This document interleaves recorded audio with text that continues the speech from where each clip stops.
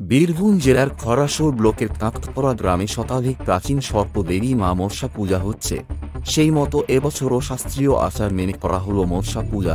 উল্লেখ্য, প্রতি বছরের ন্যায় মহা সাড়ম্বরে মনসা পূজা করা হলো। পুজো শুরুর পূর্বে ঐতিহ্যবাহী বাড়ি আনয়নের সময় প্রায় 1000 লোকের সমাবেশ হয়।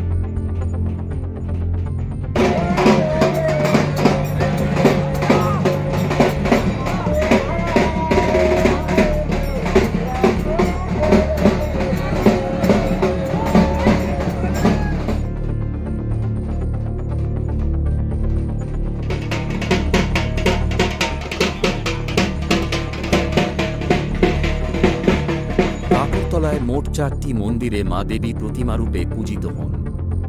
এবার আমরা একে একে দেবী দর্শন করে নেব।